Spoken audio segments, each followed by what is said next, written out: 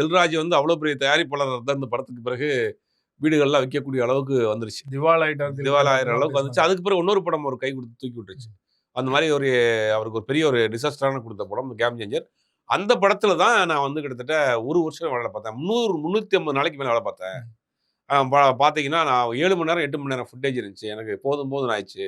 என்னால ஒர்க் பண்ண முடியல. நான் வெளியில வந்துட்டேன். அதுக்கப்புறம் வேற ஒரு எடிட்டர் வச்சு பண்ணாரு அப்படின்னு ஒரு பட விழாவுல பேசுறாரு. இப்ப இந்த ஆடியோ லான்ச்சுகள், இந்த மாரி பட ப்ரமோஷன்ஸ்க்கு இந்த மாரி கான்ட்ரோவர்சியான கன்டென்ட்ட இவங்களே குடுக்க ஆரம்பிச்சுட்டாங்க.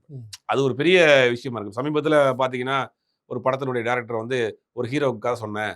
அந்த ஹீரோ வந்து என்னைய வந்து வேணான்ட்டாரு.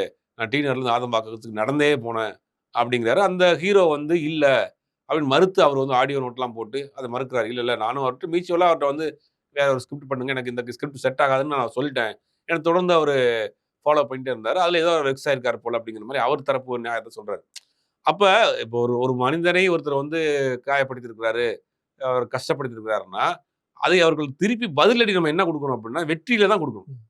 ஒரு வெற்றி மிகப்பெரிய ஒரு வெற்றிய வெற்றி மூலியமாக அவர்களுக்கு பதில் சொல்லணும். அத விட்டுட்டு ஒரு ஆடியோ லான்ச்ல வந்து இத சொல்லி, அத ஒரு வைரல் ஆக்கி, அத வந்து இப்ப ஒரு தொடர்ந்து பண்ண ஆரம்பிச்சுட்டாங்க. எல்லா பெரிய நடிகர்ல இருந்து இன்னைக்கு சின்ன நடிகர்கள் வரைக்கும் வந்து ஆடியோ லான்ச்ல ஏதாவது ஒரு கன்டென்ட் குடுக்கணும்னு உட்கார்ந்து யோசிச்சு, முந்தியெல்லாம் என்ன நடக்கும்னா, ஷூட்டிங் ஸ்பாட்ல நடந்த விஷயங்கள ஷேர் பண்ணுவாங்க. ஜாலியா ஷூட்டிங் ஸ்பாட்ல இவர் என்ன பண்ணாருன்னு தெரியுமா? அந்த சீன் எடுக்கிறப்ப ரொம்ப இன்ட்ரஸ்டிங்கான சீன் எடுத்தோம். ரொம்ப த்ரில்லிங்கான சீன் எடுத்தோம். ரொம்ப ரிஸ்கி எடுத்து பண்ணோம்.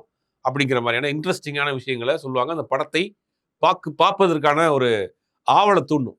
ஆனா, இப்ப என்ன பண்றாங்கன்னா, அதெல்லாம் சொன்னா எவனும் பார்க்க மாட்டேங்கிறாய்ங்க போல. கான்ட்ரோவர்சி ஏதோ ஒண்ணு சொல்லுவான். என்னைய அந்த டைரக்டர் அடிச்சாரு. என்னைய இந்த ஹீரோ அடிச்சாரு. இந்த படம் பண்றப்ப என்ன நடந்துச்சு? அப்படி இப்படின்னு பல கதைகள சொல்றாங்க.